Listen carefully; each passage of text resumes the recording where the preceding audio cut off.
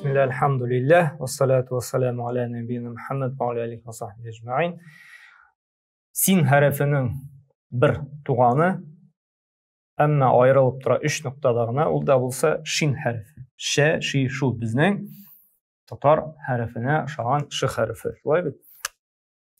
Yazıla forması deginde, gövdesi, revişi, sin harfi kebek illemeger 3 nokta koyuyorlar.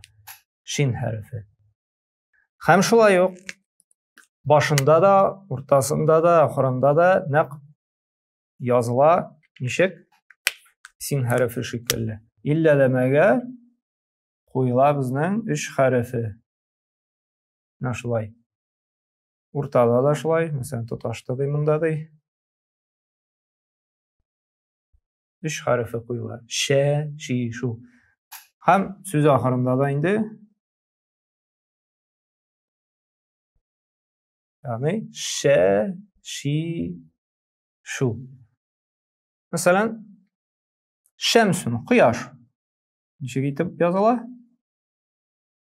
Şemsun. 3 nokta. Şemsun.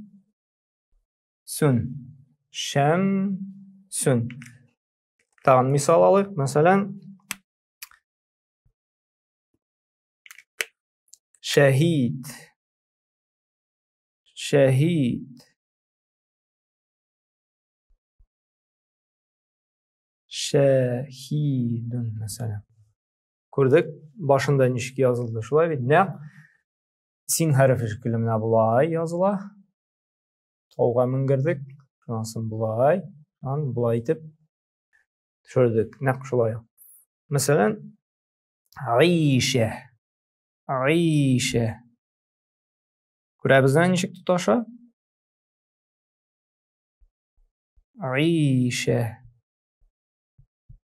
Aişetun. Aişe. Gerçi marhub söylemetkende. Demek nişek itip yazıldı. Şulay bir. Mesela li ilafi Qurayş. Qurayş sözünde mesela. Sızık. Onlarga jaylı bulsun için. Mesela Qurayş.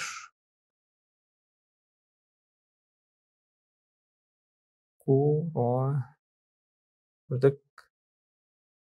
Nişik ahırda yazıldı. Gördük. Qurayş. Qurayş. Bunu gördük. Ş harfinin yazılı revişin. Başında şulay bitindi. Ortada, ahırda. Yişi, nişli biz? Kup qavatlı.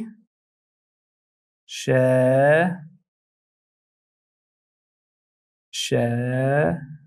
yazabız. 3-4 yıl. Ortasından yazabız.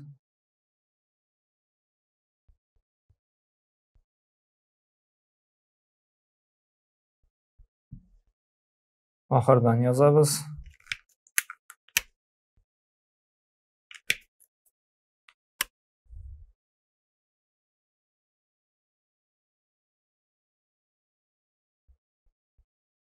Hem yazganda men bir narsadan dashman bit, tirishirga kerak. Qabatlab yozirga. Ş, şi, şu, ş, şi, şu deb. Ko'proq yozgan sayin iste yaxshiroq qoladi. Subhanakalloh bihamdik, ashhadu an la ilaha illa anta, astag'firuka va atubu ilayk.